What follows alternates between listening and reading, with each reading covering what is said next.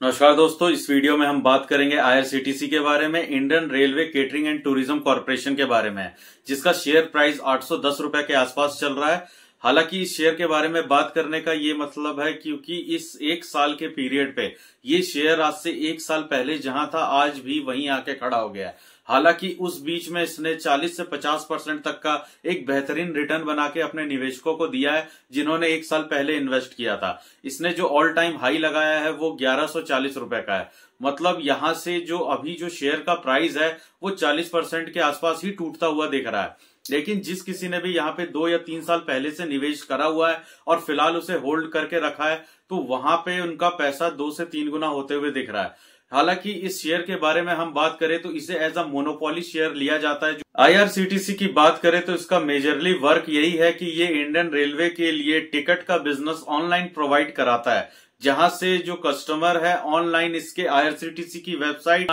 Tourism packages देना और travel के अच्छे खासे पैकेजेस प्रोवाइड करने का काम करता है। इसके अलावा हम बात करें तो IRCTC on ground food and beverages में भी काफी काम करता है, जिसके वजह से उसका रेवेन्यू जनरेट होता है। इतने सारे डाइवर्सिफाइड काम के बाद भी इस कंपनी का जो शेयर प्राइस है, इस वीडियो में यहाँ हम यही समझेंगे कि जो इंडियन रेलवे के अदर लिस्टेड शेयर्स हैं उन्होंने काफी अच्छा रिटर्न दिया है, लेकिन आईआरसीटीसी में ऐसी क्या दिक्कत है जो कि इसका शेयर रिटर्न नहीं दे रहा है और उसके बाद भी पिछले 6 महीने से लगातार गिरता जा रहा है। देखिए, आईआरसीटीसी में अगर मेजर स्टेक देखा जाए तो ये गवर्नमेंट ऑफ इंडिया का है, 62% का है, और उसके बाद किसी के पास ज्यादा स्टेक है तो वो एलआईसी ऑफ इंडिया का है, जो कि गवर्नमेंट का ही एक पार्ट है। तो एलआईसी के पास भी 8 से 8.5% तक का स्टेक है, और दोनों को जोड़ा जाए तो ये 72% के आसपास आता है। मतलब मेजरली स्टॉक जो है, शेयर्स जो है, वो गवर्नमेंट ऑफ इंडिया के पास है। इसलिए इस कंपनी में लिए हुए कोई भी बड़े डिसीजन में गवर्नमेंट का इंटरफेरेंस जरूर होता है।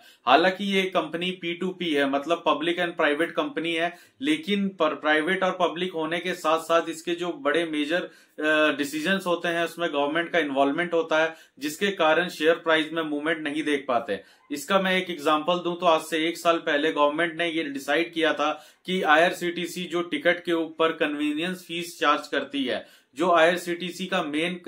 तरह से आप कहें तो रिवेन्यू जनरेट करना और प्रॉफिट कमाने का यही एक बिजनेस है कि टिकट सेल करके उसके ऊपर 10 से 12 रुपए तक का जो आपको एक कन्वीनियंस फीस, मतलब एक तरह का सर्विस चार्ज आपसे लेती है, अपने कस्टमर से लेती है, उस रेवेन्यू के ऊपर गवर्नमेंट ने 50% का रेवेन्यू शेयरिंग कर दिया था। मतलब आईआरसीटीसी जो भी कमाएगी उसका 50% वो गवर्नमेंट को देगी। तो यहाँ पे एक बहुत बड़ा मेजर स्ट्राइक आ गया था शेयर में, जहां से ये शेयर टूटना चालू हुआ। हालांकि इस शेयर में काफी ज्यादा गिरावट देख के गवर्नमेंट ने उस समय ये डिसीजन अपना वापस ले लिया था, लेकिन उस समय तक काफी देर हो चुकी थी, शेयर प्राइस काफी ज्यादा टूट चुका था। गवर्नमेंट के इसी तरह के डिसीजंस के वजह से दोबारा निवेशक, चाहे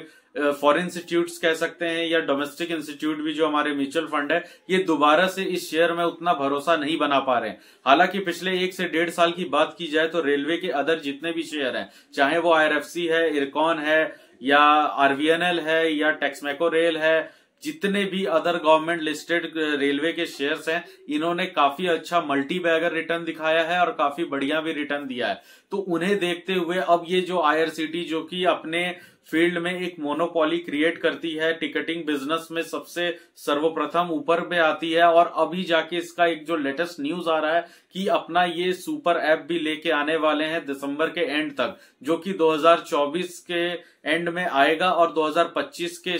जो जनवरी है वहां से इसे लॉन्च कर दिया जाएगा आम पब्लिक के लिए। इस सिंगल प्लेटफॉर्म पे आपको टिकट बुकिंग से लेके एक ट्रेन के स्टेटस, उसका पीएनआर चेक, वहां से आप फूड भी ऑर्डर कर सकते हैं, और अदर जितने भी डिटेल्स हैं जो अभी तक जो आम पब्लिक है वो अदर वेबसाइट्स पे जाके ये डिटेल्स देखती थी। आईआरसीटीसी के डिटेल्स वेबसाइट पे सारा नहीं मिल पाता था, तो अब जो एक सुपर ऐप आ रहा है जिसमें सारी इंफॉर्मेशन एक ही जगह पे आपको दिखेगी, तो ये लॉन्च करने वाले हैं। ये न्यूज आने के बाद भी इसके शेयर प्राइस में कोई खास मूवमेंट देखने को नहीं मिली। इसका यही कारण है कि इस शेयर के ऊपर, इस कंपनी के ऊपर, और यहाँ इस कंपनी के तरफ से लिए हुए डिसीजंस के ऊपर गवर्नमेंट कभी भी अपना कोई भी इनटेक या कोई भी एक डिसीजन ला सकती है, जिसके वजह से इन्वेस्टर्स का इसमें अटैचमेंट है वो पूरी तरह से बन नहीं पा रहा है। अब हम यहाँ पे कंपनी की रेवेन्यू और प्रॉफिट की बात करें तो क्वार्टरली वाइज में जो कंपनी है 1100 करोड़ के आसपास का रेवेन्यू जनरेट करती है, जिसमें इनका नेट प्रॉफिट होता है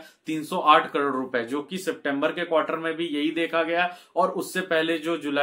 जून का क्वार्टर आया था वहां पे भी यही चीज देखा गया कि कंसिस्टेंटली वहीं आसपास ही बना हुआ है, ना ज्यादा बढ़ रहा है ना कम है। तो अगर कंपनी का रेवेन्यू ज्यादा नहीं बढ़ रहा है जो पिछले एक साल पहले था, या कंपनी का प्रॉफिट भी जो पिछले एक साल पहले और उसमें माइनर से 10 से 12% का ही ग्रोथ हुआ है, तो आज से 1-1.5 साल पहले जब कंपनी का शेयर प्राइस 400, 450 या 500 के आसपास था, वहां से इस वक्त भी ये 800 है और जो अपने ऑल टाइम हाई 1160-70 तक गया था, तो वहां पे कंपनी की जो वैल्यूएशन है वो काफी ज्यादा महंगी होती हुई दिखी, जहां ये प्राइस टू अर्निंग रेशियो मतलब अपने पी से भी ज्यादा महंगा हो चुका था। इस वक्त काफी ज्यादा, यानी कि आप 30 से 35% तक का डिस्काउंट कह सकते हैं, उसके बाद भी 810 के आसपास शेयर ट्रेड कर रहा है। लेकिन अभी भी ये शेयर थोड़ा सा महंगा है, यहां से अगर और नीचे आता है तब हो सकता है कि किसी बड़े इन्वेस्टर्स या बाकी इन्वेस्टिंग जितने भी इंस्टीट्यूशंस हैं उनका जो रुचि है इस शेयर के तरफ बढ़े, तब ये शेयर सस्ता हुआ दिखे। देखिए, सिर्फ शेयर प्राइस का बढ़ना ही काफी नहीं होता है,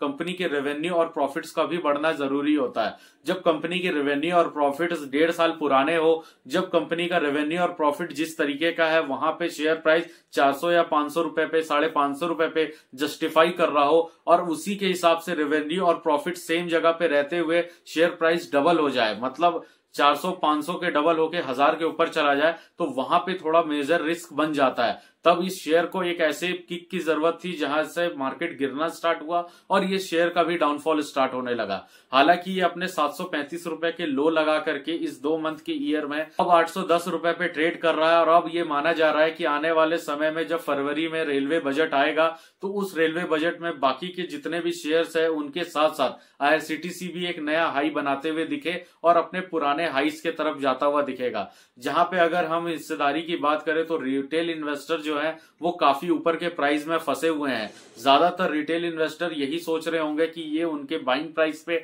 जब आएगा तो वहां से एग्जिट करेंगे, और बहुत सारे ऐसे इन्वेस्टर्स हैं जो काफी पहले से इसे लेके बैठे हैं, या तो वो 1000 के लेवल पे उन्होंने एग्जिट कर दिया है, या फिर वो भी मौका तलाश रहे हैं कि अगर ये दोबारा से अपने 1000 के लेवल पे जाता है तो वो फिर से एग्जिट करे। क्योंकि इस शेयर के अंदर दिक्कत यह है कि जब ये 1000 रुपए के आसपास जाता है तो ये महंगा हो जाता है, ना तो इसके रेवेन्यू पूरे बढ़ रहे हैं ना ही प्रॉफिट बढ़ रहा है, और इसके अंदर गवर्नमेंट की जो इन्वॉल्वमेंट वाली मैंने बात कही वहां पे यही दिक्कत है, प्लस इसके ऊपर जीएसटी भी लगता जा रहा है। गवर्नमेंट की अपनी एंटिटी होने के बाद जो प्रॉफिट शेयरिंग है प्राइवेट और पब्लिक एंटिटी के बीच में, वहां पे इन्हें जीएसटी रिबेट भी नहीं मिलता है। और रह गई कंपनी के ग्रोथ की बात, तो इसमें कोई शक नहीं है कि कंपनी का आने वाले समय में फ्यूचर काफी ब्राइट है, ग्रोथ की बहुत सारी अपॉर्चुनिटीज है, ग्रोथ उतना ही है जितना रेलवे में अपॉर्चुनिटीज है। आने वाले समय में अपने रेवेन्यू को और भी बढ़ाने के लिए आईआरसीटीसी अपने बिजनेस को डाइवर्सिफाई भी कर रहा है। सिर्फ टिकट सेलिंग से और फूड एंड बेवरेजेस पे काम करके वो अपने जो बिजनेस का ग्रोथ है उसे रोकना नहीं चाहता है। आईआरसीटीसी रेस्टोरेंट और जो डोरमेट्री है, रिटेलिंग रूम है और जितने भी स्टेशंस पे आउटलेट्स है